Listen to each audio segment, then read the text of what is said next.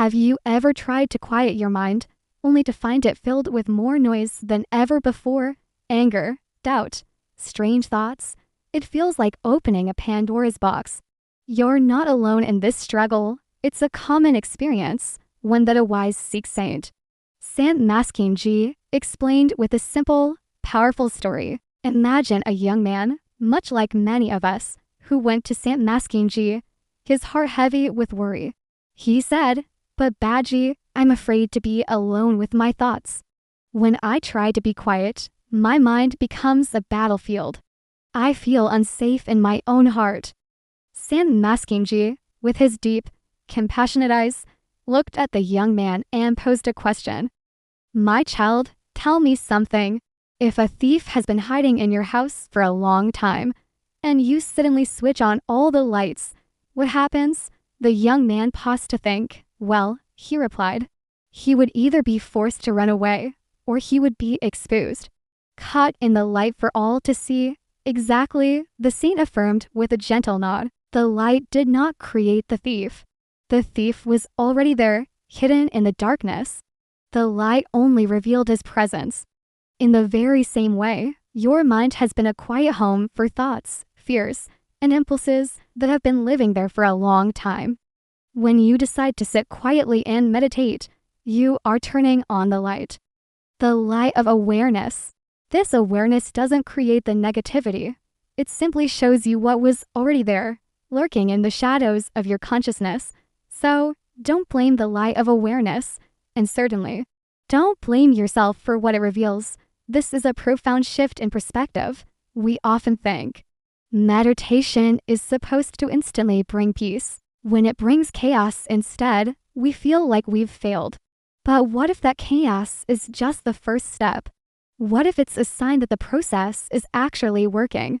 You flick the switch, and now you can see the mess that needs tidying up. The mental clutter, the old emotional baggage, the ingrained patterns, they were always there, influencing your decisions and feelings from the shadows.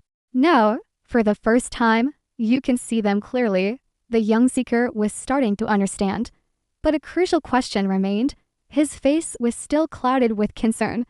But Babaji, he confessed, "the thief frightens me. Seeing all this darkness inside myself is terrifying." Sant Masking Ji's voice became even softer. Filled with encouragement, "Then watch him," he advised. "Just watch the thief. Observe him without anger, without judgment. Don't fight him. Don't try to force him out. Simply be a silent witness. See where he came from. Notice how he moves, what triggers his appearance. What are his habits? Get to know him." This is perhaps the most difficult part of the practice. Our instinct is to fight. When an angry thought rises, we want to crush it. When fear appears, we want to run from it. We judge ourselves for having these thoughts, thinking they make us a bad person. But the saint's wisdom points to a different path, the path of non-judgmental observation. He continued, "One day, simply by seeing him clearly, with consistent and compassionate awareness, he will leave on his own. He cannot survive in the constant light of your attention. Truth does not need to fight with falsehood. It only needs to reveal it. And in that revelation, freedom is born." Think about that. Freedom isn't won through a violent battle in your mind. It rises naturally from the simple, courageous act of seeing things as they are. The thief, your fear, your anger, your doubt thrives in the darkness of ignorance. When you shine the light of awareness on it, it loses its power. It's like a shadow. You can't punch a shadow into submission, but turn on a light, and it vanishes. The young seeker bowed his head, a wave of relief and understanding washing over him.